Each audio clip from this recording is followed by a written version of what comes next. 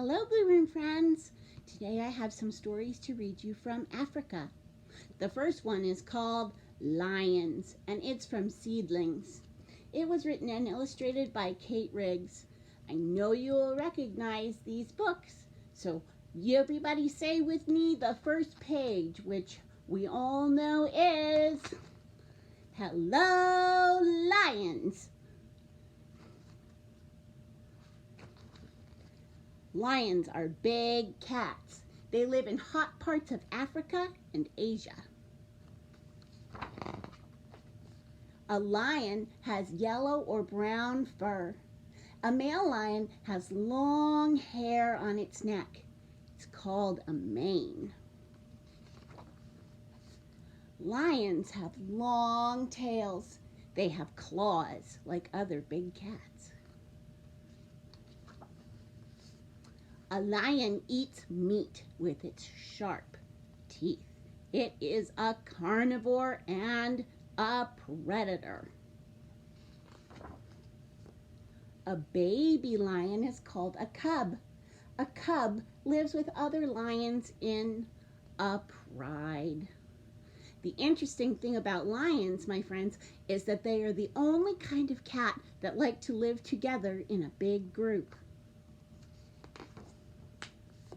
Cubs like to play. Then all the lions eat their food. Lions sleep after they eat. You will notice when we're looking at a baby, at a lion cub, they have some spots. That helps them to hide in the tall grass while their mommies are going hunting. Goodbye, lions. My friends, when I visited South Africa, I saw some lions. Here is one that I saw. That is a daddy lion. That is a big male lion right there. He was just lying in the grass, taking in the sun in the middle of the day. And here is a lion cub that I saw. You can see it has all these spots on it because it's a baby. And this is two girl lions, two mama lions, and they are best friends. I have one more story to share with you. This one is called Beatrice's Goat. It was written by Paige McBriar and illustrated by Lori Lostoter. Let's see what happens with Beatrice and her goat.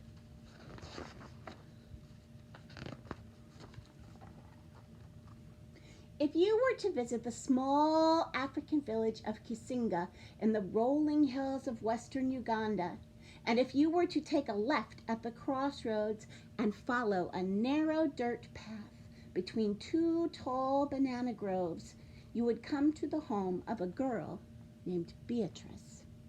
Beatrice lives here with her mother and 5 younger brothers and sisters in a sturdy mud house with a fine steel roof. The house is new, so is the shiny blue wooden furniture inside. In fact, many things are new to Beatrice and her family lately. And it's all because of a goat named Mugisa.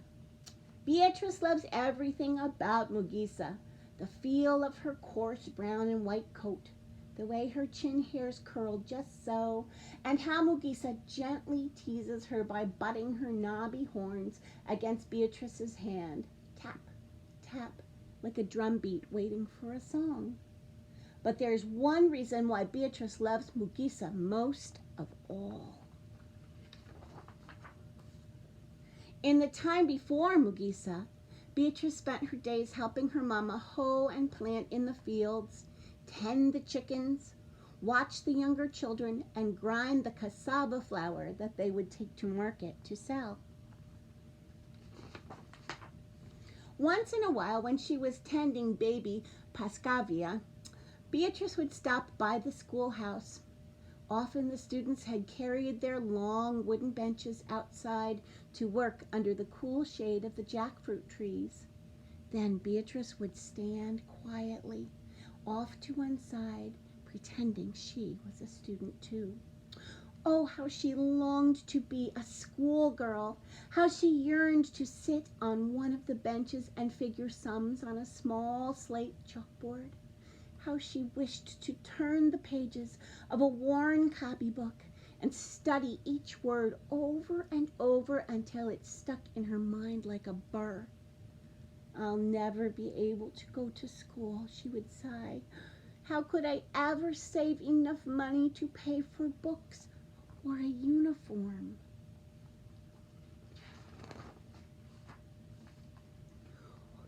One day, while Beatrice was busy pulling weeds, Mama came to her with dancing eyes. Beatrice, some kind-hearted people from far away have given us a lucky gift. We are one of 12 village families to receive a goat. Beatrice was puzzled. A goat? What kind of gift was a goat? It couldn't get up each morning and start their charcoal fire for cooking. It couldn't hike down to the stream each week and scrub their dirty clothes clean. It couldn't keep an eye on Grace, Moses, Harriet, Joash, and Pascavia. Her long fingers tugged patiently at the weeds. That's very nice, Mama, she said politely. Then Mama added, it will be your job to take care of our goat. If you do, it can bring wonderful things. Beatrice looked at her mother.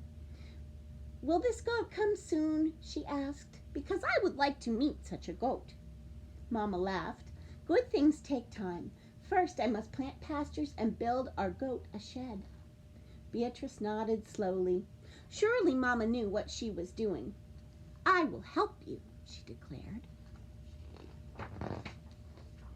For the next few months, Beatrice worked harder than ever.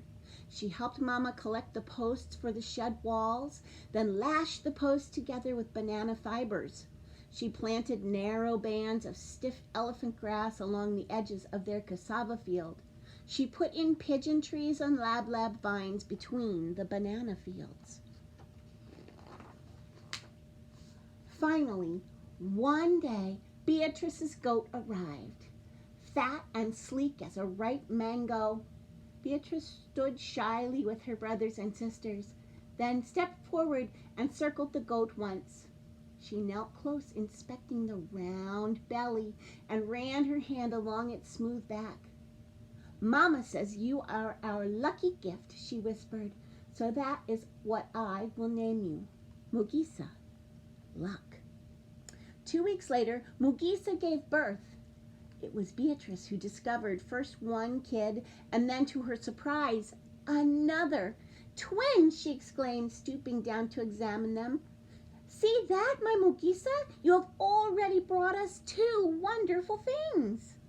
Beatrice named the first kid Mulindwa, which means expected, and the second one Kihembo, or surprise. Each day, Beatrice made sure Mugisa got extra elephant grass and water to help her produce lots of milk, even though it meant another long trip down to the stream and back.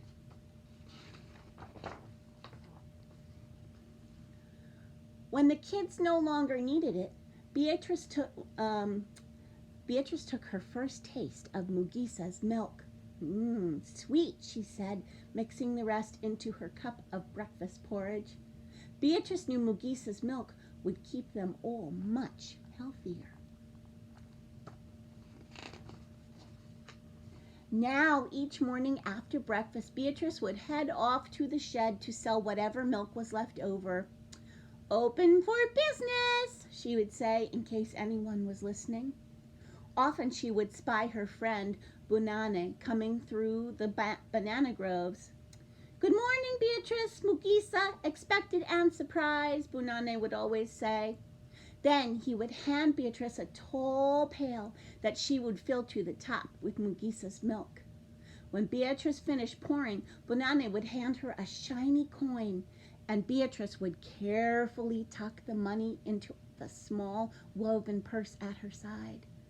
Day after day, week after week, Beatrice watched the purse get fuller. Soon there would be enough money for a new shirt for Moses and a warm blanket for the bed she shared with Grace. One day, Beatrice returned from collecting water and noticed Mama frowning and counting the money in her woven purse. Beatrice put down the water can and rushed to her mother's side. "Mama, what is it?" she asked. "What's wrong?" As she looked up, Mama's frown turned into a smile. "I think," she said, "you may just have saved enough to pay for school." "School?" Beatrice gasped in disbelief. "But what about all the other things we need?" "First things first," said Mama. Beatrice threw her arms around her mother's neck. "Oh, Mama, thank you!" Then she ran to where her goat stood chewing her cub and hugged her tight.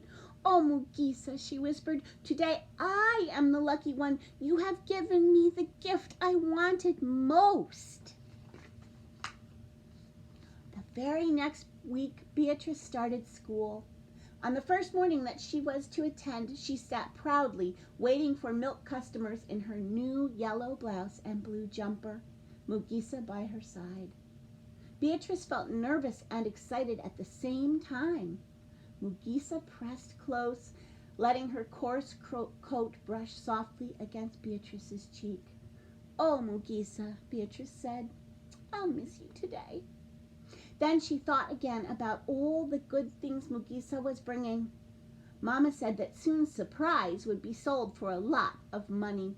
It will be enough to tear down this old house," she explained. "We will be able to put up a new one with a steel roof that won't leak during the rains." Beatrice heard a rustle and noticed Bonanne heading toward her with his empty milk pail. He eyed her new uniform and sighed.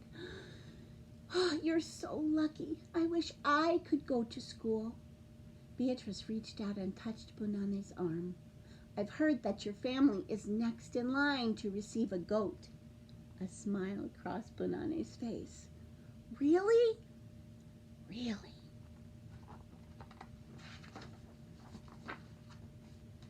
Then Beatrice kissed Mugisa on the soft part of her nose, close to where her chin hairs curled just so, and started off to school. My friends, I know that just like Beatrice, you all wish you could go to school too, and so do I. Hopefully someday soon we will all be together again. Bye.